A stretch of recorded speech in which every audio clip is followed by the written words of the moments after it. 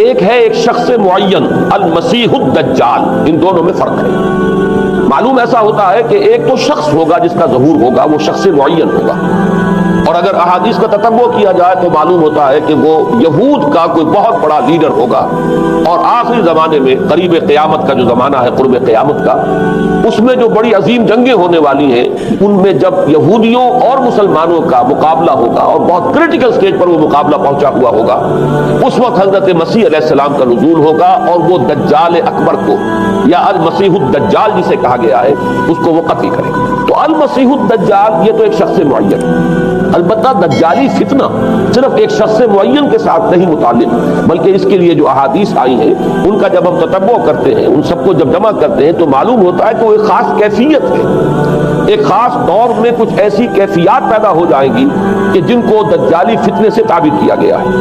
وہ کیفیات کیا ہیں؟ میں کچھ احادیث کے حوالے سے وہ میں نوٹ کر کے لایا ہوں، آج آپ کے سامنے رکھ رہا ہوں۔ پہلی بات یہ معلوم ہوتی ہے کہ اس دور میں، اس دجالی فتنے میں، انسان کو جو قواعد طبعیہ ہیں، جو قدرت کی طاقتیں ہیں، کائناتی قوتیں ہیں، ان پر غیر معمولی غلبہ، اختیار حاصل ہو جائے گا، اور وہ دجال متصرف ہوگا ان تمام قواعد طبعیہ پر، بالکل ایسے انداز میں جیسے کبھی انبیاء کرام علیہ السلام کو اللہ تعالیٰ معجزے عطا فرماتے۔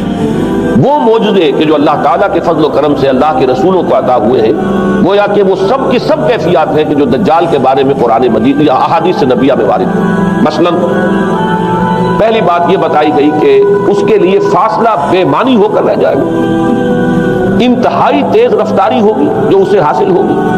چنانچہ الفاظ یہ ہے کالغیث استدبرت الريح، وہ ایک ایسے طوفان کے مانند جو ہے وہ سیلاب آئے گا کہ جیسے کوئی بہت زوردار آندھی جو ہے اس کے ساتھ طوفان آیا کرتا ہے۔ آپ سائیکلون کا تصور کیجئے کہ جس طریقے سے وہ ایک انتہائی تیز رفتار ہوا جو ہے وہ طوفان کو لے کر آتی ہے، اس طور سے وہ فتنہ پھیلے گا۔ ایک اور حدیث میں الفاظ ہے فَلَا تَدَعُ قَرْيَةً إِلَّا حَبِطَتْهَا فِي 40 لَيْلَةً، یہ مسلم شریف کی روایت ہے حضرت نواس بن سمعان رضی اللہ تعالیٰ عنہ۔ کوئی قریہ تک نہیں چھوڑے گا دنیا کی کوئی آبادی چھوٹی سے چھوٹی جس میں وہ نہیں پہنچ جائے گا 40 دن کے اندر اندر۔ یہ اس کی تیز رفتاری کا عالم ہوگا، گویا کہ میں تعبیر کر رہا ہوں اسے ان الفاظ سے کہ فاصلہ بے معنی ہو کر رہے گا۔ اسی کے ضمن میں بعض اور روایات آئی ہیں۔ سواری جو ہے اس دجال کی، اس کو گدھے سے تعبیر کیا گیا، اس لیے کہ ظاہر بات ہے اس دور میں اور کسی شے کا اگر تذکرہ کیا جاتا ہوائی جہاز کا یا راکٹس کا تو وہ تو لوگوں کی سمجھ میں نہ آتا، اور پہلے انہیں ساری سائنس پڑھانی پڑتی تب وہ الفاظ استعمال کرتے، لہذا وہ اس کا الفاظ یہ ہے ینادی بصوت لہو یسمع لہو ما بین الخافقین، وہ ایک ایسی آواز کے ساتھ پکارے گا کہ جسے مشرق و مغرب کے مابین رہنے والا ہر شخص سنے گا۔ اس کی آواز جو ہے گویا کہ وہ تمام فاصلوں کے جو پردے ہیں اس کے لیے وہ حائل نہیں رہیں گے، بلکہ یہ کہ اس کی آواز جو ہے پوری دنیا میں مشرق و مغرب میں بیک وقت سنائی دے گی۔ تیسری بات معلوم ہوتی ہے کہ علاج معالجہ وہ اس انتہا کو اور عمل جراحی اس انتہا کو پہنچ جائے گا۔ یہاں وہ الفاظ آئے ہیں جو قرآن مجید میں حضرت مسیح کے معجزات کے لیے آئے۔ حضرت مسیح کے الفاظ جو ابرئ الاکمہ والابرص، کہ میں مادر ذات اندھے کو اور جو کوڑھ کا مرض تو ان دونوں کو میں ٹھیک کر دیتا ہوں۔ حضرت مسیح علیہ السلام صرف ہاتھ پھیرتے تھے اور مادر ذات جو نابینا ہے، اندھا، بینائی اس کی آ جاتی تھی، اور کوڑھی جو ہے اس کے جسم پر ہاتھ پھیرتے تھے، اس کا کوڑھ درست ہو جاتا۔ ابرئ الاکمہ والابرص، وہی الفاظ آئے حدیث میں کہ دجال کو یہ قدرت حاصل ہو جائے گی۔ نمبر 2 یہ کہ وہ یحیی الموتیٰ، جیسے کہ حضرت مسیح کے الفاظ ہیں وہ یحیی الموتیٰ، میں زندہ کرتا ہوں مردے کو۔ حضرت مسیح فرماتے تھے ایک مردے کو قم باذن اللہ، وہ کھڑا ہو جاتا تھا۔ بالکل اسی طریقے سے دجال کو بھی قدرت حاصل ہو جائے گی کہ وہ مردوں کو زندہ کرے گا۔ مزید وضاحت ایک حدیث میں یہ ہے کہ وہ ایک شخص کو آری کے ساتھ بیچ میں سے چیرے گا، 2 ٹکڑے کر دے گا، پھر سینے گا اور زندہ کر دے گا۔ معلوم یہ ہوا کہ علاج معالجے کا علم اور دوسرے یہ کہ جراحی کا علم جو ہے وہ اپنی ان بلندیوں کو پہنچے گا کہ اس حد تک انسان کی رسائی ہو جائے گی۔ چوتھی بات، اس کو زمین اور فضا پر اس قدر غلبہ حاصل ہو جائے گا، الفاظ یہ حدیث کے یأمر السماء فتمطر، وہ آسمان کو حکم دے گا بارش برسا اور وہ بارش برسائے گا، والارض فتنبت، اور زمین کو حکم دے گا کہ فصلیں اگا اور وہ اگائے گی، وَيَمُرُّ بِالْخَرْبَةِ فَيَقُولُ لَهَا اُخْرُجِي كُنُوزَكَ، اور وہ کسی ویرانے پر سے گزرے گا، اسے حکم دے گا، ویران چٹیل میدان، اور حکم دے گا کہ اپنے خزانے نکال، اور فرمایا اس کا نتیجہ یہ نکلے گا فَتَتَّبِعُهُ كُنُوزُهَا، اس زمین کے جو خزانے ہیں وہ نکل کے اس کے ساتھ چلنے شروع ہو جائیں گے۔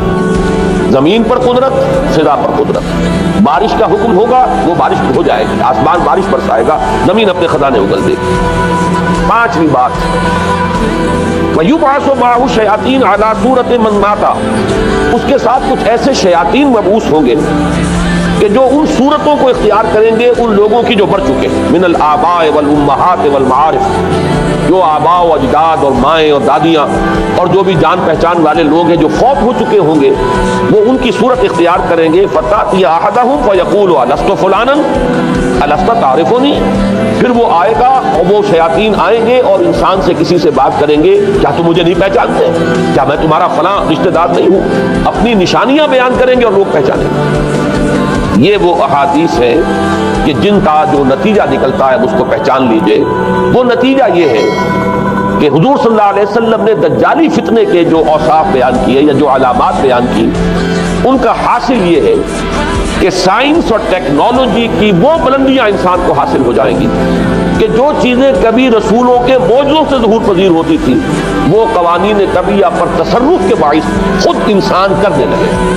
یہ ہے در حقیقت حاصل کناتے۔ آج آپ دیکھیے وہ جو اس کا گدھا ہے وہ ہمارے آج کل کے ہوائی جہاز ہے، اور آپ کو معلوم ہے کہ یہ رڈار جو ہیں ان کے ہوائی جہازوں کے، یہ بالکل اینڈز پر ہوتے ہیں ان کے بازوؤں پر، اور یہی ان کے کان ہیں، انہی سے انہیں وہ معلومات حاصل ہوتی ہیں۔ خود ان کی لمبائی چوڑائی جو ہے وہ کتنی ہے، اور پھر یہ کہ ان کے درمیان فصل جو ہے وہ 80 ہاتھ کا یا 40 ماہ کا وہ موجود ہے، اور جہاز کی ایک اڑان اب تو کہیں بات پہنچ گئی کہ آپ کو معلوم ہے کہ پوری دنیا کے گرد بھی ایک جہاز جو ہے وہ چکر لگا لیتا ہے چند گھنٹوں کے اندر۔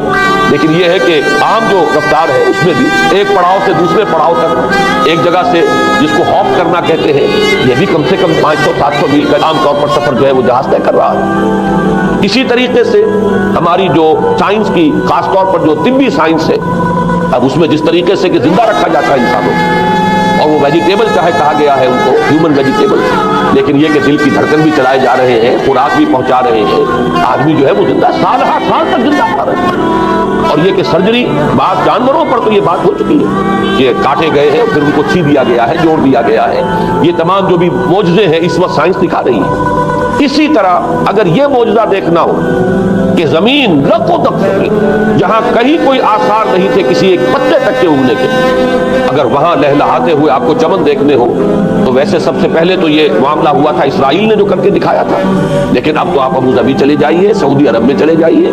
سعودی عرب کے اندر حال یہ ہے کہ آپ اگر ہوائی جہاز سے سفر کریں ریاض سے جدہ تک تو آپ کو جگہ جگہ بڑے سرکولر پیچز نظر آئیں گے جہاز سے، نہایت گرین، اور اس کے اندر جو ہے آرٹیفیشل اریگیشن کے ذریعے سے اور بہت عمدہ وہاں کاشت ہو رہی ہے، بہت خوبصورت فارم ہے وہ تمام کے تمام سرکولر پیچز، اس لیے کہ جو اریگیشن ہوتی ہے وہ ان ویلز کے ذریعے سے ہوتی ہے کہ جو ایک سرکل میں چلتے ہیں اور پانی کی وہ آرٹیفیشل بارش جو ہے وہ ہوتی رہتی ہے۔ باقی یہ کہ فضا سے آرٹیفیشل رین، یہ تو بہت ہی سادہ سی بات ہے کہ فضا کے اندر ایٹماسفیرک کنڈیشن کو ذرا تبدیل کیا جائے تو بارش آ جاتی ہے۔ اور باقی رہ گیا آواز کا، یہاں سے باہر جانا، وہ تو آواز ہی نہیں ہے، تو آپ صورتیں دیکھ رہے ہیں۔ آپ نیو یارک میں بیٹھا ہوا خطاب کرے، آپ پوری دنیا کے اندر جہاں چاہیں وہ آل ورلڈ اینٹینا آپ کے پاس صرف ہونا چاہیے، باقی یہ کہ آپ دنیا کے کسی بھی گوشے میں بیٹھے ہوئے کسی شخص کا خطاب جو سن سکتے ہیں۔ تو معلوم یہ ہوا کہ در حقیقت یہ جو دجالی فتنہ ہے، یہ جس کے اوصاف جو بیان کیے گئے، ابھی میں اس کو لفظ فتنہ سے تعبیر نہیں کر رہا، اسے جس چیز نے فتنہ بنایا وہ ابھی میں آپ سے عرض کروں گا، لیکن یہ جتنے اوصاف حدیث میں آئے، جتنی صفات بیان ہوئی، جو قوائف وہاں سامنے آ رہے ہیں، ان سب کا حاصل تو ایک لفظ یہ ہے کہ سائنٹیفک ڈیولپمنٹ اور ٹیکنالوجیکل ڈیولپمنٹ وہ اس درجے کی ہو جائے گی کہ قواعد طبیعہ پر، فورسز آف دی نیچر پر انسان کو تصرف اور تسلط حاصل ہو جائے گا، اور وہ انہیں استعمال کرے گا، اور اس طریقے سے اس کے اندر وہ ساری کی ساری کیفیات جیسے کہ آج ہم دیکھ رہے ہیں اپنی نگاہوں کے سامنے وہ پیدا ہو جائیں گے۔ اب سوال یہ ہے کہ اس شے کو فتنہ کس چیز نے بنایا، یہ بات سمجھ لیجیے۔ جہاں تک سائنسی ترقی کا تعلق ہے، تکنیکی ترقی کا تعلق ہے، یہ چیزیں فی الاصل فتنہ نہیں ہے، یہ تو وہ علمہ آدم الاسماء کلہا کا ظہور ہے۔ اللہ تعالیٰ نے ازل میں حضرت آدم علیہ السلام کو جو صلاحیت عطا فرما دی تھی، یہ ایکسفولیشن ہے اس کا ظہور ہے، جیسے کہ آم کی گٹھلی میں آم کا درخت ہے، لیکن ظاہر بات ہے کہ اس کو درخت بننے میں وقت لگتا ہے، پہلے وہ 2 پتے نکلتے ہیں، پھر وہ بڑھتا ہے معاملہ، کئی سال میں جا کر وہ درخت جو ہے وہ جوان ہوگا، وہ پھل دے گا۔ اسی طریقے سے یوں سمجھیے کہ بالقوہ وہ علم حضرت آدم علیہ السلام کو دے دیا گیا، یعنی وہ صلاحیتیں ودیت کر دی گئی، وہ فیکلٹیز، سمع اور بصر اور فؤاد، دیکھو سنو نتیجہ نکالو اور آگے بڑھو۔ آپ نے چیز دیکھی، ایک سنی، نتیجہ نکالا، اس کو نوٹ کیا، آگے بڑھے، پھر کوئی چیز دیکھی، پھر کوئی سنی، اپنے سابق جو نتیجہ آپ نے نکال کر محفوظ کیا تھا اپنی میموری میں، اس کے ساتھ اس کو ٹیلی کیا، کوئی اور نتیجہ نکل آیا اور آگے بڑھے۔ تو یہ تو سٹیپ بائی سٹیپ، قدم با قدم انسانی علم آگے بڑھ رہا ہے۔ یہ ہرگز فتنہ نہ ہوتا، میرے الفاظ پر توجہ کیجئے، اگر اس کے ساتھ متوازن طور پر ایمان اور روحانیت کا ارتقا بھی ہوتا رہے، اگر اس کے ساتھ اللہ کی معرفت، اللہ کی محبت، آخرت کا ایمان، منزل انسان کی جو ہے وہ آخرت ہے، دنیا نہیں ہے، اگر یہ چیزیں ساتھ کے ساتھ ہوتی تو یہ ہرگز فتنہ نہیں۔ فتنہ در حقیقت اسے جس نے بنایا ہے وہ یہ ہے کہ کچھ ایسے اسباب ہوئے ہیں، اور وہ اسباب آج مجھے بیان کرنے کہ در حقیقت موجودہ عیسائیت اس کا سب سے بڑا سبب ہے۔ اس کے نتیجے میں ایک بہت بڑا گیپ ہے، اپالنگ گیپ ہے، بڑا مہیب خلا ہے، بڑی وسیع خلیج ہے جو حائل ہو چکی ہے کہ ایمان اور روحانیت ختم ہوتے چلے گئے، اور یہ ٹیکنیکل اور سائنٹیفک ڈیولپمنٹ بڑھتی چلی گئی۔ ان دونوں کے درمیان جو مہیب خلا پیدا ہوا ہے اس نے اسے فتنہ بنا دیا ہے، اور عظیم ترین فتنہ بنا دیا۔ ورنہ اگر اس کے ساتھ ہی اللہ پر ایمان، آخرت پر ایمان، اور انسان کے اندر ایمانی کیفیات، اس کی روحانی کیفیات اگر یہ بھی برقرار رہتی، بلکہ اس کے ساتھ متوازن طور پر ان کو ترقی کرنا چاہیے، تو یہ ہرگز فتنہ نہیں ہے۔ تو پہلی بات یہ سمجھ لیجئے کہ اگرچہ دجالی فتنے کے جو صفات، اس کے اوصاف، اس کی علامات، اس کے مظاہر جو بھی حدیث کے ذریعے سے ہمیں معلوم ہے، جس کا میں نے ابھی آپ کے سامنے تذکرہ کیا، وہ سب در حقیقت تعبیر ہے اس دور کا جو محاورہ ہے، اس دور کی جو زبان ہے، اس دور میں جن الفاظ سے گفتگو کی جا سکتی تھی، اس دور کے ایڈیم میں آج کی جو سائنٹیفک اور ٹیکنالوجیکل ترقی ہے، گویا کہ اس کی تعبیر کی گئی ہے کہ وہ دجالی فتنہ ہوگا۔ لیکن اس شے کو فتنہ بنانے والی شے در حقیقت یہ ہے کہ ایک بہت بڑی خلیج حائل ہو چکی ہے ایمان اور روحانیت، اور دوسری طرف سائنٹیفک اور ٹیکنالوجیکل ڈیولپمنٹ میں ان دونوں کے درمیان اتنا بود اور فخر پیدا ہو گیا ہے کہ جس کی وجہ سے اس نے فتنے کی شکل اختیار کی۔ اس کا سبب کیا ہے، آج ہمیں اس پر غور کرنا ہے۔ دیکھیے حضرت مسیح علیہ السلام کا دین، اور جیسا کہ میں نے عرض کیا ہے سورہ کہف کے پہلے رکوع میں تذکرہ انہی کا ہو رہا ہے، وَيُنذِرَ الَّذِينَ قَالُوا اتَّخَذَ اللَّهُ وَلَدًا مَا لَهُم بِهِ مِنْ عِلْمٍ وَلَا لِآبَائِهِمْ كَبُرَتْ كَلِمَةً تَخْرُجُ مِنْ أَفْوَاهِهِمْ يَقُولُونَ إِلَّا كَذِبًا فَلَعَلَّكَ بَاخِعٌ نَفْسَكَ عَلَىٰ آثَارِهِمْ إِن لَّمْ يُؤْمِنُوا بِهَٰذَا الْحَدِيثِ أَسَفًا۔ ان آیات کا پہلے ترجمہ آپ سن لیجئے، جو پہلی آیات ہے ان کا ترجمہ ہم کر چکے ہیں۔ کل حمد اس اللہ کے لیے ہے جس نے اپنے بندے پر کتاب نازل فرمائی اور اس میں کوئی کجی نہ رکھی، جو بالکل سیدھی ہے اور خبردار کرتی ہے ایک ایسی بڑی عظیم اور مہیب جنگ سے کہ جو خاص اللہ کی طرف سے ہوگی، اور بشارت دیتی ہے مومنین کو جو نیک عمل کریں کہ ان کے لیے بہت بڑا اور بہت عمدہ اجر ہے، ماکثین فیہ ابدا، وہ اس میں رہیں گے ہمیشہ ہمیشہ۔ وَيُنذِرَ الَّذِينَ قَالُوا اتَّخَذَ اللَّهُ وَلَدًا، اب دہرا کر بات آئی، اور تاکہ خبردار کر دے ان کو جنہوں نے یہ کہا کہ اللہ نے کسی کو اپنا بیٹا بنایا۔ مَا لَهُم بِهِ مِنْ عِلْمٍ، نہیں ہے ان کے پاس اس کے بارے میں کوئی علم، وَلَا لِآبَائِهِمْ، نہ ان کے آباء و اجداد کے پاس کوئی علم تھا، کوئی عقلی دلیل نہیں، کوئی اللہ کی اتاری ہوئی کسی کتاب میں، اللہ کے اتارے ہوئے کسی صحیفے میں اس کے لیے سند نہیں۔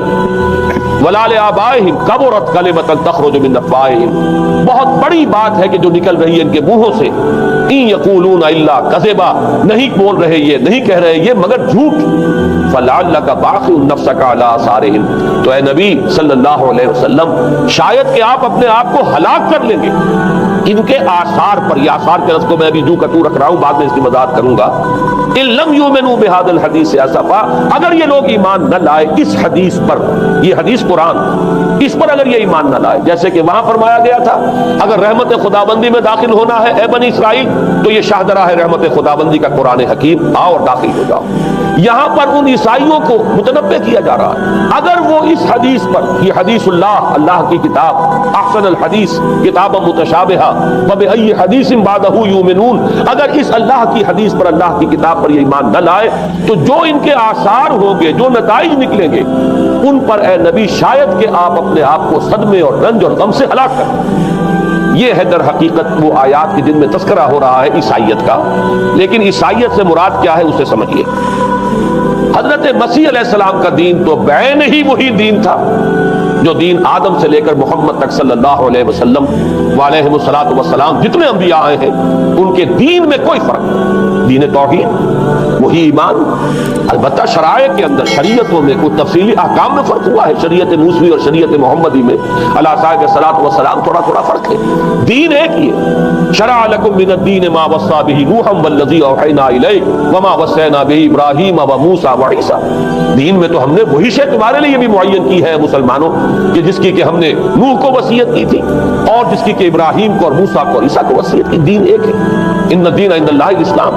تو دین مسیحی بھی وہی تھا بعین ہی جو دین محمدی ہے اور دین موسوی ہے صلی اللہ علیہ وسلم علیہ الصلوۃ والسلام. البتہ حادثہ جو نہایت عظیم پیش آیا ہے وہ یہ ہے کہ پال ساؤل اس کا نام تھا پہلے, جس نے کہ اپنی زندگی میں حضرت مسیح علیہ السلام جب تک موجود تھے دنیا میں شدید انہیں تکلیفیں پہنچائی, شدید ایذائیں پہنچائی, ان کی مخالفت پر کمر بستہ رہا. لیکن اس کے بعد جب انہیں اٹھا لیا گیا, یا عیسائیوں کے عقیدے کے مطابق وہ سولی دیے گئے, اور اس کے بعد ان کا عقیدہ بھی یہ ہے کہ سولی پانے کے بعد پھر وہ زندہ ہو کر آسمان پر چلے گئے, جبکہ ہم یہ سمجھتے ہیں اور ہمارا ایمان ہے کہ انہیں سولی دی نہیں گئی بلکہ انہیں تو پہلے ہی اٹھا لیا گیا تھا, ان کی جگہ کوئی اور ہے.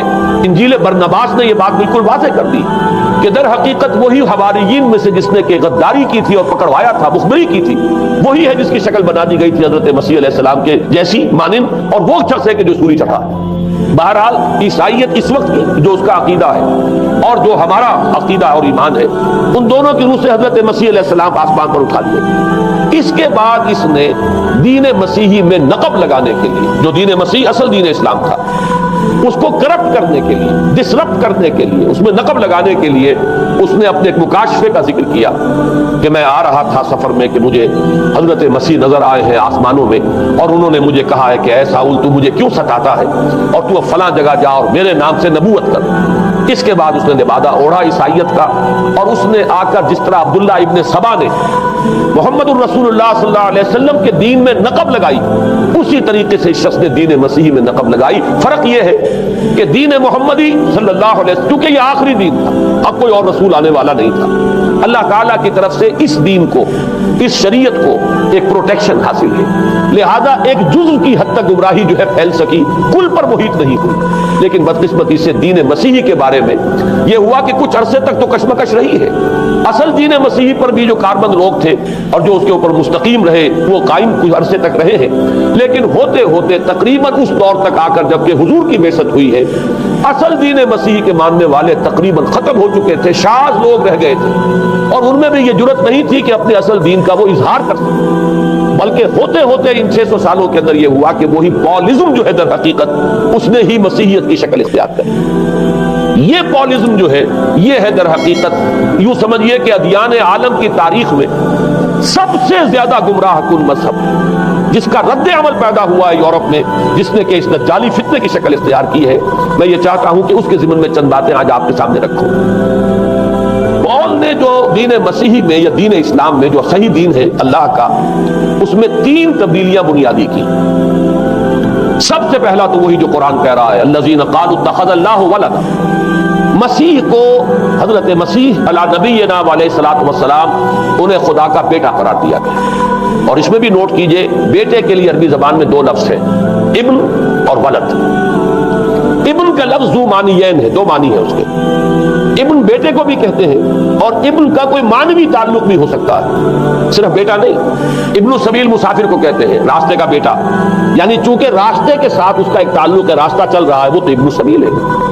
ابن الوقت, وقت کا بیٹا, وہ وقت کا بیٹا اس معنی میں نہیں ہے, بلکہ یہ ہے کہ جو ہر وقت جو ہے حالات کے مطابق گرگٹ کی طرح اپنا رنگ بدلتا چلا جائے, چلو تم ادھر کو ہوا ہو جدھر کی, وہ ابن الوقت ہے. تو ابن الوقت اسی طریقے سے جو میں نے دوسری مثال دی ہے, ان کو اگر آپ سامنے رکھیں گے تو معلوم یہ ہوا کہ ابن کے تو دونوں معنی ہو سکتے ہیں, لیکن ولد یہ بالکل مخصوص ہے اولاد کے معنی میں. ولد یہ تو گویا کہ صلبی اولاد. اور عیسائیت وہ ہے مذہب کہ جس نے کہ بدترین شرک کی صورت اختیار کی ہے, اور ان کے ہاں عقیدے میں یہ الفاظ ہیں کہ مسیح اللہ کا, خدا کا صلبی بیٹا, تاکہ کوئی شک نہ رہ جائے کہ کوئی اور نسبت ہے جسے नसीबुन से ताबीर किया गया, कोई और ताल्लुक है जिसके लिए ये लफ्ज इख्तियार किया गया। सुल्बी का लफ्ज इस्तेमाल किया गया है कि ये खुदा का सुल्बी बेटा। और यूं समझिए अब इसका जो नतीजा निकला कि बेटा अगर किसी का है तो जाहिर बात है कि वो हम जिन्स है, हम नौ है अपने बाप का। इंसान का बेटा इंसान होगा, सैयदजादा जो है सैयद का बेटा सैयद होगा, मुगल का बेटा मुगल होगा, घोड़े का बेटा घोड़ा होगा, गधे का बेटा गधा होगा।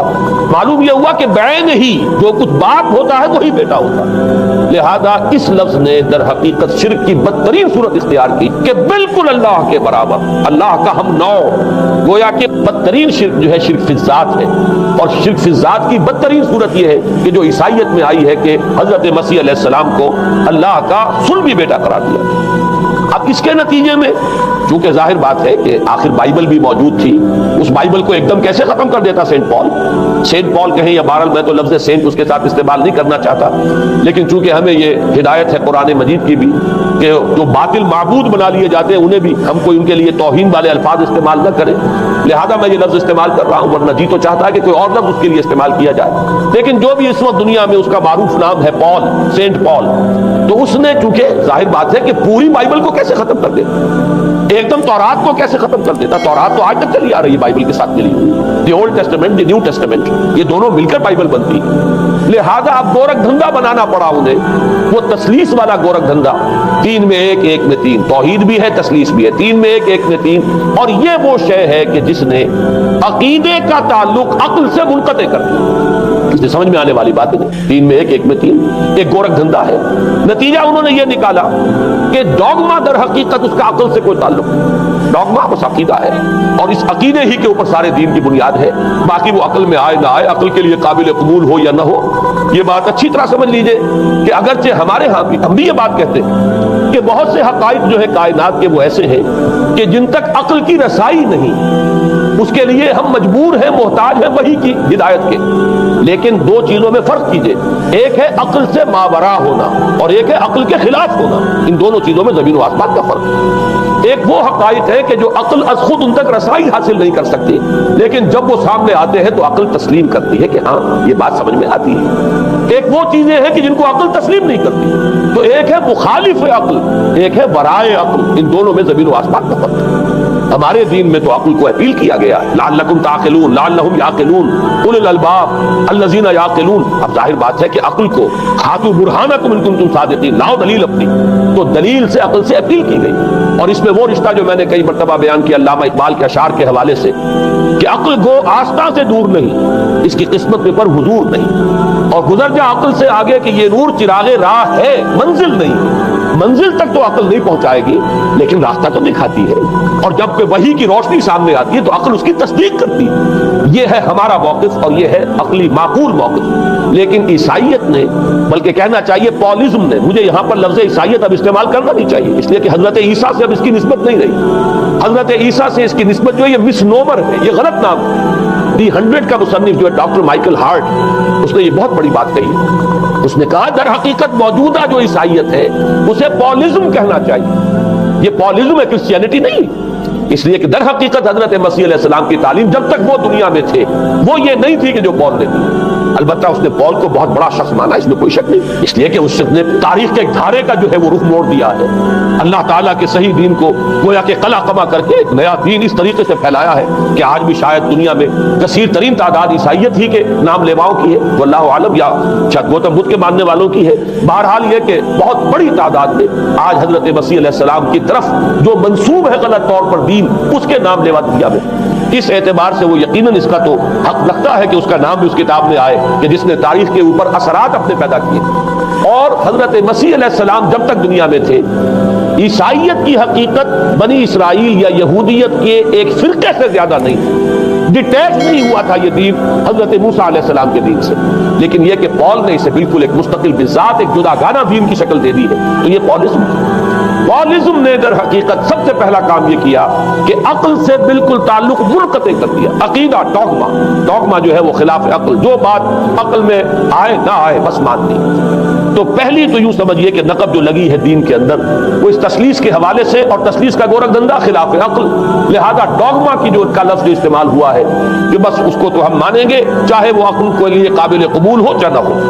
दूसरा اس سے بھی زیادہ آپ دیکھیے ایک سے ایک بڑھ کر اینٹ رکھی جا رہی ہے. خشت اول چونے حد میں مار کر تاثریا امیر ابد دیوار کچ. دوسرا کفارے کا عقیدہ جو مبنی ہے صلیب کے عقیدے پر. مسیح نے انتہائی ذلت کی موت یعنی صلیب کی موت جو ہے وہ خود کہتے ہیں کہ انتہائی ذلت کی موت ہے. یہ ذلت کی موت کا پیالہ اس لیے پیا تاکہ اس کے ماننے والوں کی طرف سے کفارہ ادا ہو جائے. مسیح کفارہ ادا کر چکا ہے.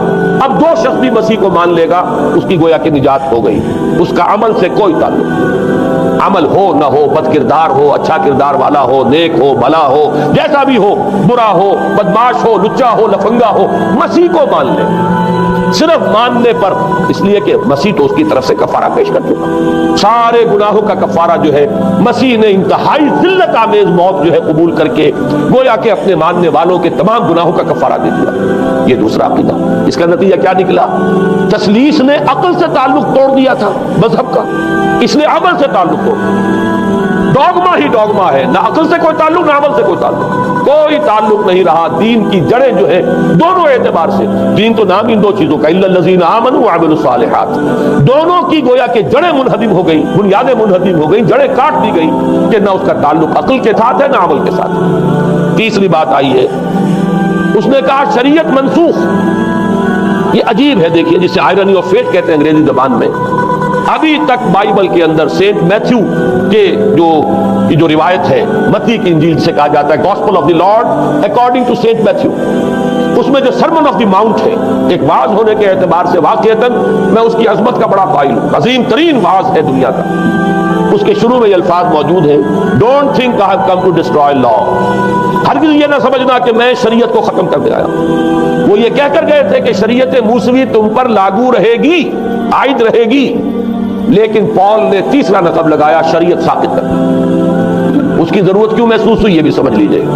حضرت مسیح یہ کہہ کر گئے تھے کہ میں صرف بنی اسرائیل کے لیے آیا ہوں، میں اسرائیل کے گھرانے کی کھوئی ہوئی بھیڑوں کی تلاش میں آیا ہوں. انجیل میں یہ الفاظ آج بھی موجود ہیں.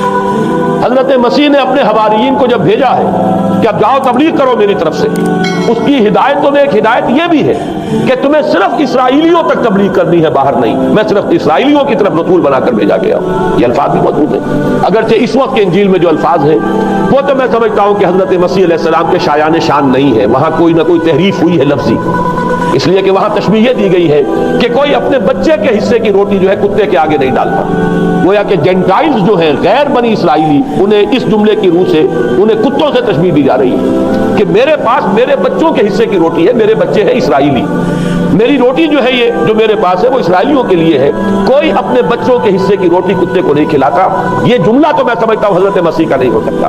لیکن یہ ہدایت کہ تمہیں تبلیغ صرف اسرائیلیوں میں کرنی ہے، یہ قرآن مجید کی روح سے ثابت ہے. اس لیے کہ قرآن بھی یہ کہتا ہے کہ رسولاً الی بنی اسرائیل، حضرت مسیح علیہ السلام رسول بنا کر بھیجے گئے تھے بنی اسرائیل کی طرف. اس لیے کہ وہ یوں سمجھیے کہ جسے ہمارے ہاں عام اصطلاحات میں علماء کہا کرتے ہیں تاج و تخت ختم نبوت، وہ تاج و تخت ختم نبوت تو ابھی منتظر تھا محمد رسول اللہ صلی اللہ علیہ وسلم کی آمد کا کہ وہی آئیں گے تو انہی کی بعثت ہوگی پوری نوع انسانی کی طرف. آپ سے پہلے کسی رسول کی بعثت پوری نوع انسانی کی طرف نہیں ہوئی بشمول حضرت مسیح علیہ السلام. ہر جو ہے رسول جو آیا ہے آپ سے پہلے اپنی قوموں کی طرف آیا ہے. لیکن اس پال نے کیا کیا؟ پہلے تو یہ اصول توڑا، ہم اس دین مسیحی کی یا جو پالزم ہے اس کی اب تبلیغ کریں گے غیر اسرائیلیوں میں بھی. وہاں انہیں دقت پیش آئی. شریعت موسوی بڑی بھاری شریعت ہے. اب وہ بھاری شریعت جو ہے اس کو قبول کرنا تو لوگوں کے لیے آسان نہیں. انہوں نے یہ کیا کہ یہ شریعت تم پر ثابت، شریعت کا بوجھ تم پر نہیں، برڈن آف لا یہ تمہارے لیے نہیں ہے. اور میں یہاں مثال دے دینا چاہتا ہوں، بین ہی تاریخ نے اپنے آپ کو دہرایا ہے. عبداللہ ابن سبا نے جو فتنہ شروع کیا تھا ہمارے ہاں، ہماری تاریخ میں جو اس کے اثرات میں پیدا ہوئے ان میں سے ایک جو ہے وہ شکل وہ اسماعیلیت والی ہے کہ اسماعیلیت نے بھی بین ہی یہی شکل اختیار کی ہے. ہندوستان میں آ کر جب اسماعیلی داعیوں نے جب تبلیغ کی ہے تو شریعت ثابت کر دی. آج آپ کو جو اسماعیلی ملیں گے ان کے ہاں کوئی شریعت نہیں ہے، کوئی نماز نہیں، مسجد ان کی ہوتی نہیں، جماعت خانہ ہوتا ہے، وہ کلب گھر ہے، آتے ہیں جمع ہوتے ہیں کھانا کھاتے ہیں، اللہ اللہ خیر صلی اللہ کو باتیں چیتیں کرتے ہیں. ان کے اوپر شریعت ہے ہی نہیں، نہ روزہ ہے نہ نماز ہے. اور بین ہی وہی جو اختیارات میں ابھی آپ کو بتاؤں گا کہ جو پوپ کے ہیں وہی ان کے امام حاضر کے اختیارات. بہرحال تیسری نقب جو میں نے عرض کی آپ سے وہ یہ تھی کہ شریعت منسوخ. اس کا نتیجہ کیا نکلا؟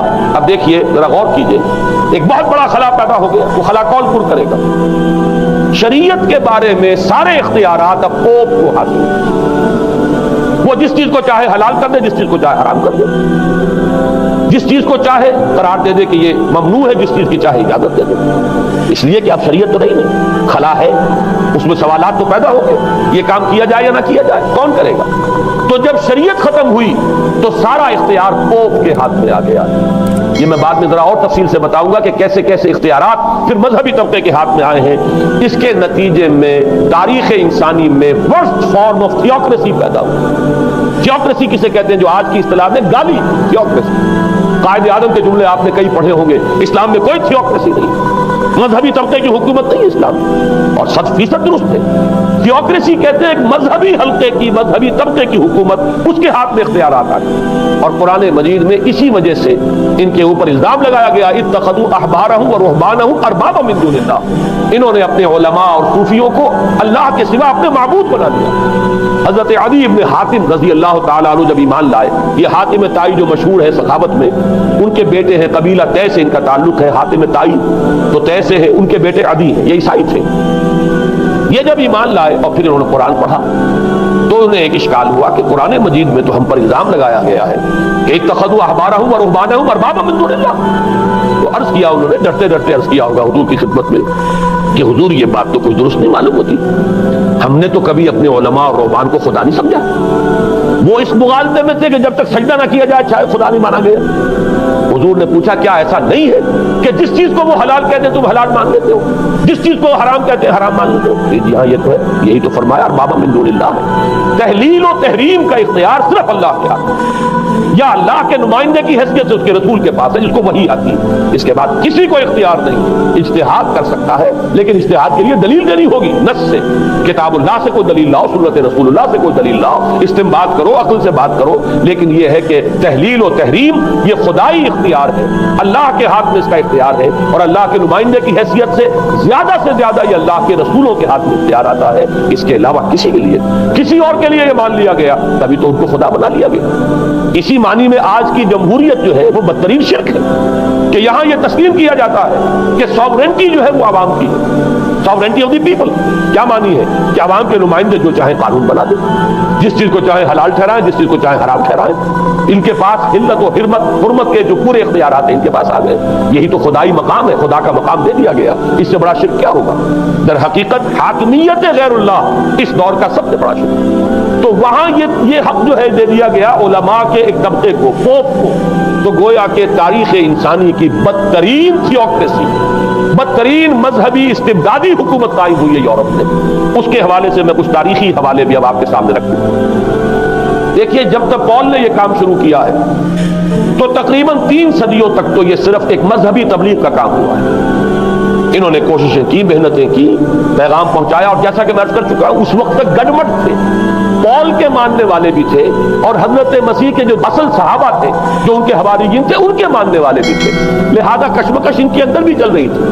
لیکن ظاہر بات ہے کہ حضرت مسیح کے اصل حواریین وہ تو اول تو یہ کہ اپنی گفتگو رکھ رہے تھے محدود بنی اسرائیل تک، نمبر 2 یہ کہ انہوں نے تو شریعت کو ثابت نہیں مانا۔ جنگل کی آگ کی طرح جو مسیحیت پھیلی ہے وہ پالزم والی مسیح، اس لیے کہ اس میں تو کوئی شریعت کا کوئی بوجھ نہیں، کوئی حلال نہیں، کوئی حرام نہیں، کوئی نماز نہیں، کوئی روزہ نہیں، لہذا یہ تیزی کے ساتھ پھیلی، اور 300 برس تک تو ایک کشمکش جو ہے جاری رہی۔ انہوں نے تبلیغیں کی، مصائب جھیلے، کشمکش اندر بھی چلی باہر بھی چلی۔ لیکن اس کے بعد قیصر روم قسطنطین، قسطنطین جسے کہتے ہیں، جس کا یہ قسطنطنیہ ہے، قسطنطین، اس نے یہ محسوس کیا بالکل اکبر کی طرح، جیسے اکبر نے محسوس کیا تھا کہ میری مملکت کے اندر یہ مذہبی تصادم جو ہے یہ سب سے بڑی یوں سمجھیے کہ انسٹیبلٹی کا سبب ہے، لہذا ان تمام مذہبوں کو ایک ہاون دستے میں ڈال کے کوٹ پیس کر ایک بناؤ۔ وہ جو دین اکبری یا دین الہی جو اس نے کیا تھا اس سیاسی مصلحت کی وجہ سے کہ یہ ہندو مسلم تصادم اور دوسرے مذاہب کا ٹکراؤ جو ہے وہ ہندوستان کو ایک سیاسی وحدت اور ایک اپنی سیاسی عظمت کی طرف پیش قدمی کرنے کا جو راستہ ہے اختیار کرنے سے روکتا ہے، لہذا یہ کام کیا جائے۔ یہی قسطنطین نے کیا۔ اس نے جب دیکھا بڑی کشمکش چل رہی ہے اس نے خود عیسائیت اختیار کی۔ عیسائیت کون سی اختیار کی؟ پالزم والی۔ ظاہر بات ہے اس کے لیے بھی اصل عیسائیت اختیار کرنا جو مشکل تھا، پالیزم والی، اور اس کے بعد یہ اب اسٹیٹ کی جو مشینری تھی، جو طاقت تھا، جو دباؤ تھا، اس کے حوالے سے اب یہ مسیحیت جو ہے پورے رومن امپائر کے اندر اب یہ بڑی تیزی کے ساتھ، جس کو کہنا چاہیے، اس کا ایک نظام قائم ہوا اور جو مذہبی طبقہ تھا اس کا اقتدار مستحکم۔ اس کے باوجود 200 برس اور گزرے۔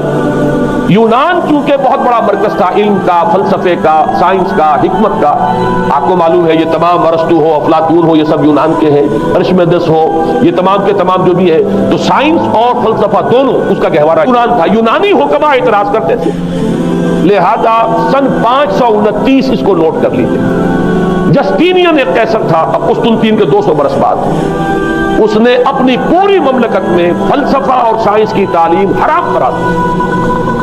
کوئی نہ فلسفہ پڑھ سکے گا نہ سائنس، جو فلسفہ پڑھے گا اس کو مرتد قرار دے دیا جائے اور زندہ آگ میں جلا دیا جائے گا۔ انکوزیشن کورٹس قائم ہوئی، وہ صرف مذہبی عدالتیں اس لیے قائم ہوتی تھی کہ جس کے بارے میں معلوم ہو جائے کہ یہ فلسفہ پڑھتا ہے یا یہ سائنس پڑھتا ہے، اس لیے کہ فلسفہ اور سائنس دونوں جڑ کاٹتے ہیں اس ڈوگما کی۔ وہ ڈوگما جو پالیزم والا ڈوگما ہے، اس کی جڑ کھودنے والی ہے دونوں چیزیں، اور چونکہ وہ دونوں عقل کو اپیل کرتی ہیں، یہ ڈوگما عقل کے متضاد ہے، لہذا مذہب کا تحفظ اسی طرح ہو سکتا ہے کہ اب ان دونوں کو بالکل ممنوع قرار دے دیا جائے۔ یوں سمجھیے کہ تقریباً 1000 برس تک یورپ میں، چونکہ سب سے بڑی امپائر یہی تھی، یورپ میں فلسفہ اور حکمت اور یہ سائنس کی تعلیم ممنوع ہے۔ یہ ہے در حقیقت سب سے پہلا کام جو جسٹینین نے کیا 529 میں۔ اس کے بعد آگے چل کر پوپ کا جو اقتدار ہے وہ اتنا زبردست بنا ہے، پوپ کو اختیار حاصل ہو گیا، جس چیز کو چاہے وہ قانون کا درجہ دے دے، اس لیے کہ شریعت تو ہے نہیں، خلا پوپ کون کرے گا؟ پوپ کو اختیار حاصل ہو گیا، وہ جس کے گناہ چاہے معاف کر دے۔ اب دیکھیے اگرچہ ویسے تو گناہ پہلے ہی معاف ہو گئے کہ جس نے مسیح کو مان لیا گناہ تو معاف ہو گئے اگلے پچھلے سب، لیکن یہ کہ پھر بھی ایک خلش رہ جاتی ہے انسان کے دل میں، چونکہ ایک اخلاقی حص انسان کے اندر اللہ نے پیدا کی ہوئی ہے۔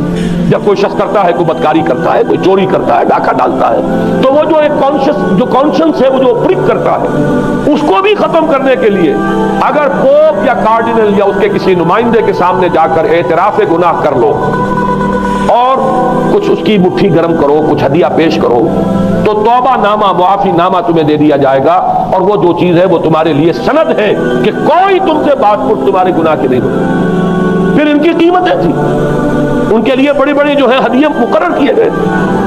تیسری چیز، بائبل کا اول تو یہ کہ مفہوم جو ہے وہ کوئی سند نہیں، اس لیے کہ بائبل ہانٹ کر رہی تھی نا، اولڈ ٹیسٹمنٹ بھی ہے، یہ حضرت مسیح کی یہ 4 انجیلیں بھی ہیں، یہ تعلیم کچھ اور ہے، لہذا بائبل جو ہے وہ سند نہیں ہے، سند پوپ کا جو ہے فرمان وہ سند، بائبل کی شرح کرنے کی، بائبل کی طرف سے کوئی دلیل لانے کی کسی کو کوئی حق حاصل نہیں۔ یہ جبر تھا، یہ تشدد تھا یورپ میں، یہ وہ دور تھا جب کہ اسلام پھیل رہا تھا۔ میں نے اس لیے آپ سے کہا تھا، نوٹ کرایا آپ کو، 529 میں جسٹینین کا یہ فرمان ہے، 571 میں حضور کی ولادت ہو رہی ہے، وہی صدی ہے، اور 630 کے آس پاس، بلکہ 629 کے آس پاس سلطنت روما کے ساتھ مسلمانوں کا ٹکراؤ شروع ہوا۔ تو یہ تاریخی ان کو ریلیشن جو ہے ذہن میں رکھیے، جس وقت مسلمان آئے اور 200-300 برس جو ان کے عروج کے ہیں، اس وقت آپ کو معلوم ہے کہ تقریباً 6 صدیاں ہو چکی تھی کہ یورپ بالکل جس کو کہا جاتا ہے ڈارک ایجز، انتہائی تاریخی مذہبی جبر اور استبداد، اس کے سوا کچھ نہیں، اور ملاؤں کی حکومت جسے آپ کہیں گے، جسے آج کل کے اصطلاح میں کہا جائے گا، وہ جس کو چاہے جو چاہے سزا دے دے، پوپ کو اختیار حاصل ہے۔ کسی کے بارے میں ذرا جیسے بعض اوقات خبریں سچی ہیں یا جھوٹی، لیکن میں مثال دے رہا ہوں جیسے خبریں آتی رہی ہیں ایران کے بارے میں کہ کہیں اگر معلوم ہو گیا ہے تو پاسداران انقلاب پہنچے اور سمری ٹرائل اور فوراً ختم کیا آدمی کو۔ اس قسم سے انکوزیشن رپورٹ جو ہے وہ کورٹس وہاں قائم ہوئی، اور یوں سمجھیے کہ لاکھوں افراد تحت کیے گئے، زندہ جلائے گئے۔ لیکن اس کے بعد جب عالم اسلام میں وہ روشنی پھیلی، اور خاص طور پر بنو عباس کے زمانے میں، اب بھاگ بھاگ کر وہاں جو بھی تھے فلسفے کے اور سائنس کے کوئی دلچسپی رکھنے والے، وہ بھاگ کر عالم اسلام میں آ گئے۔ یہاں وہ کتابیں جو ہیں ان کے ترجمے ہوئے، खास तौर पर मामून और हारून रशीद के जमाने के अंदर ये इल्म जो है हिंदुस्तान से भी लिया, यूनान से भी लिया मुसलमानों ने, और उसके बाद ये गरनाता और कुर्तबा की यूनिवर्सिटियों के जरिए से इस इल्म ने पेनिट्रेट किया है दोबारा यूरोप में। देखिए सर्कल कैसे बना है। यूनान का इल्म आया है पहले आलम इस्लाम में, मिडिल ईस्ट में, और फिर उधर से होकर चक्कर खाकर और स्पेन की यूनिवर्सिटियों के जरिए से यूरोप में इंट्रोड्यूस हुआ है। उस वक्त फिर इस्लाहे मजहब की तहरीक शुरू हुई और साथ ही तहरीक इहयाउल उलूम रिनाइसेंस, उसके नतीजे में वहां बेदारी पैदा हुई। लेकिन यह बेदारी अब आप नोट कर लीजिए, एक तो प्रोटेस्टेंट मजहब पैदा हुआ और कई सौ बरस तक तसादुम रहा कैथोलिक्स के अंदर और प्रोटेस्टेंट्स में। पूरे इस्लाम की तारीख में कभी इतने खूनी फसादात नहीं हुए, कभी भी शिया सुन्नी फसाद भी कभी इतना नहीं हुआ जितना कि कई सौ बरस तक रोमन कैथोलिक्स और प्रोटेस्टेंट्स के माबैन यूरोप में होता रहा। बल्कि उसमें तो ऐसे ऐसे वाकयात आते हैं कि लगभग 10 लाख अफराद जो हैं वो खत्म हुए हैं। ये आपस का तसादुम जो था, प्रोटेस्टेंट मजहब जो पैदा हुआ इस्लाह मजहब की तहरीक के जरिए से, और वो रोमन कैथोलिक पापाइयत वाला निजाम, उनके दरमियान जो तसादुम हुआ, 10 लाख की तादाद बताई जाती है कि आदमी मारे गए। बल्कि फ्रांस का एक शहर है, वहां तो 19 दिन तक मुसलसल कत्ले आम किया गया प्रोटेस्टेंट्स का, और वहां हामला औरतों के जो है पेट चाक करके बच्चे निकालकर उनको भी जो है खत्म किया गया। ये सारा जुल्म जो है वहां हुआ है, तसादुम हुआ है। उसके नतीजे में आप खुद सोचिए कि किस कदर नफरत पैदा हुई अवाम के अंदर मजहब से। इसके साथ ही अब वो इल्म शुरू हुआ, साइंस शुरू हुई। लिहाजा इल्म और साइंस दोनों की जड़ में मजहब से शदीद नफरत पैदा हुई। ये है वो सबब कि जिसने यहां से रास्ते अलहदा कर दिए। और मजहब चूंकि जबर करता है, मजहब चूंकि अक्ल के ऊपर बेड़ियां बिठाता है, पहरे बिठाता है, बेड़ियां डालता है, और मजहब चूंकि तशद्दुद करता है, लिहाजा मजहब के खिलाफ एक नफरत, एक रिएक्शन, ये है इस सारी साइंसी इर्तिका और साइंटिफिक और टेक्नोलॉजिकल जो डेवलपमेंट हुई है उसकी जड़ में मजहब से नफरत जो है उसके बीज बो दिए गए। और ये 200-250-300 साल में अब ये जो तनावर दरख्त बनकर आया है कि एक तरफ साइंस की तरक्की, टेक्नोलॉजी की तरक्की आसमान को छू रही है। आज इंसान चांद के ऊपर तो इंसान के कदम जो है पहुंच चुके हैं, और आपका एक रॉकेट जो है वो पूरे तमाम सैयारे जो हैं जो हमारे सोलर सिस्टम के हैं उन सब का चक्कर लगाकर, और वो उससे बाहर चला गया है, खला के अंदर कहाँ गया कुछ पता नहीं। लेकिन ये कि तकरीबन यूं समझिए कि सन 77 का चला हुआ वो, और 12 बरस तक उसने सफर तय किया है, कम से कम सोलर सिस्टम का जो है उसने पूरा जो है अहाता किया। और जो मैंने आपको वो अहादीस सुनाई उनके हवाले से बात क्या समझ में आई कि ये साइंटिफिक, सारी की सारी साइंटिफिक डेवलपमेंट, ये टेक्नोलॉजिकल डेवलपमेंट, लेकिन चूंकि इसके साथ मजहब का इनकार है, खुदा पर ईमान नहीं है, आखिरत का यकीन नहीं है, रूह का गोया के इनकार, रूहानियत तो बहुत दूर की बात है, रूह का भी इनकार। नतीजा यह है कि इन दोनों चीजों के माबैन वो गैप, जिसे मैंने कहा था पैलिंग गैप, एक बहुत बड़ा गैप है जो पैदा हो चुका है। अब मैं हदीस आपको सुना रहा हूं। बुखारी शरीफ में जो रिवायत है, हुजूर ने फरमाया कि दज्जाल के माथे पर लिखा हुआ होगा काफारा, कुफ्र। अल्फाज ये है इन्नहु मक्तूबुम बैन ऐनैहि काफारा, अलहदा अलहदा, यक़रअहु कुल्लु मोमिनिन कातिबिन औ गैर कातिबिन। वो इस तरह नुमाया लिखा हुआ होगा कि हर शख्स उसे पढ़ लेगा, चाहे वो लिखने वाला हो चाहे ना हो, लिखा पढ़ा हो चाहे ना हो। यानी इस तहजीब की पेशानी पर कुफ्र लिखा हो, मजहब से दुश्मनी, मजहब से बोध, मजहब से दूरी, मजहब की हर चीज की नफरत। आज जो एक वर्ल्ड सिविलाइजेशन है, एक आलमी तहजीब है जिसका कि गलबा है हमारे इस पूरे ग्लोब पर, उसमें 3 चीजों के मुकाबले में 3 चीजों की अहमियत है। खुदा की अहमियत नहीं है, होगा, हम इनकार भी नहीं करते, लेकिन हम जानते भी नहीं कि है कि नहीं। हाँ, अहमियत कायनात की, और करो, कायनात के कवानीन को समझो, एक्सप्लॉइट करो, कुव्वत जो है नेचर की कुव्वत उसको मुसख्खर करो, उसको इस्तेमाल करो, होगा खुदा है या नहीं है, छोड़ो इस बहस को। असल अहमियत जो है वो कायनात। इसी तरह असल अहमियत इस जिस्म की, मादे की है, रूह होगी कोई शय हमें नहीं पता, ना हम देख सकते हैं, ना हम उसे छू सकते हैं, ना चख सकते हैं, होगी।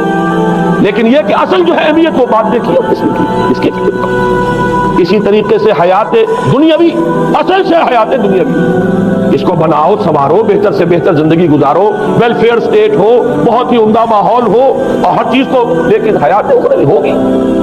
अब तो आराम से गुजरती है, आखिरत की खबर खुदा है या नहीं है, इससे हमें कोई बहस नहीं। 3 चीजों के मुकाबले में 3 चीजों की अहमियत, या यूं कहिए कि 3 चीजों के मुकाबले में मुकाबिल की 3 चीजों को बिल्कुल गैर अहम, उसकी तरफ को तवज्जो का इर्तिकाज कायनात पर है, ज़ात बारी ताला पर। ذات و صفات باری تعالیٰ ایک صرف علمی موضوع ہے، اصل توجہ کی شے کائنات، روح ہوگی کوئی شے، اصل شے جسم ہے اور مادہ۔ حیات اخروی ہمیں نہیں پتا، کسی نے واپس آ کر خبر نہیں دی مرنے کے بعد، لہذا ہم نہیں کہہ سکتے ہے کہ نہیں۔ البتہ یہ کہ حیات دنیا بھی تو ہے، اس کو مضبوطی کے ساتھ تھامو، اس کو بہتر بناؤ۔ توجہ کا اصل ارتکاز حیات دنیاوی پر، یہ ہے وہ گلوبل سویلائزیشن جو در حقیقت یورپ سے ابھری، اور یورپ سے ابھری ہے، اس کی بنیاد میں مذہب کی دشمنی موجود تھی۔ جو رد عمل تھا در حقیقت اس پاپائیت کے نظام کا، جو پولزم کے ذریعے سے دنیا میں قائم ہوا، یہ وجہ ہے۔ اور آج انسان جہاں کھڑا ہے غور کیجئے، انتہائی ہولناک جنگ جو ہے وہ اس کے سر پر ایک خطرے کے طور پر مسلط ہے۔ دو جنگیں اس ایک صدی میں ایسی ہو چکی ہیں جنہیں اپنے ورلڈ وار 1 اور ورلڈ وار 2 اتنے بڑے پیمانے پر قتل و غارت دنیا میں پہلے کبھی نہیں ہوئی، اس لیے کہ پہلے فوجوں کی جنگیں ہوتی تھی، آبادیوں پر جا کر کہیں کو قتل عام ہو گیا ورنہ یہ کہ قبضہ لیا، پہلے وہ کسی اور کی ریت سے اب کسی اور کی ریت ہو گئی۔ آیا بابر آیا، اس نے پانی پت کے میدان کے اندر ابراہیم لودھی کو شکست دے دی، دلی میں آ کر اس نے کسی کا خون نہیں بہایا، بس وہ آگے تک پر قابل ہو گئے۔ کہیں ہوئے ہیں فتنے یا پھر عذاب الہی آتے رہے ہیں کہ رسولوں کے انکار کی سزا کے طور پر قوم نسیہ منسیہ کی گئی ہے، لیکن جنگیں جو دنیا میں ہوتی تھی وہ جنگوں کا معاملہ جو ہے وہ اس طرح کا ہوتا تھا، وہ فوجوں کے درمیان ٹکراؤ ہوتا تھا، میدان جنگ میں پشتوں کے پشتے لگتے تھے، لیکن اس کے بعد نہیں ہو گیا کہیں کسی نے بہت غصہ نکال دی۔ لیکن اس صدی میں اب جو جنگیں ہوئی ہیں اس سے تو ملک کے ملک کہتا ہے، آبادیاں ختم ہوئی، اور جو تیسری جنگ ہوگی یہ جان لیجئے آخر انسان کب تک اسے ٹالے گا۔ رشیا کے بارے میں یہ سمجھنا کہ وہ پیچھے ہٹ گیا ہے، پسپائی اختیار کر لی، اس نے بہت بڑی حماقت ہے۔ وہ در حقیقت اب ڈپلومیسی کی راہ سے سپریمیسی چاہتا ہے، لہذا تصادم تو ہو کر رہے۔ مولانا مناظر حسن گیلانی رحمۃ اللہ علیہ کے خیالات جو ہیں وہ مجھے اس سورہ کہف کے ابتدائی آیات کے ضمن میں مجھے ان سے اتفاق ہے، اور بہت سی چیزیں ان سے ماخوذ ہیں۔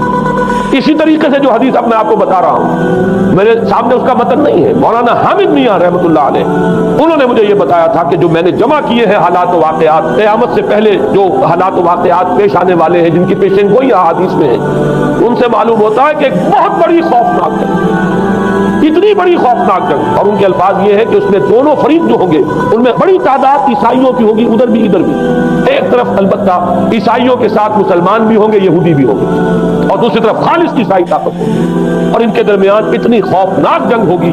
الفاظ ان کے یہ ہے اس حدیث کے جو انہوں نے مجھے بتائے کہ ایک پرندہ سینکڑوں میل تک پرواز کرے گا اور اسے سوائے لاشوں کے اور کچھ نظر نہیں۔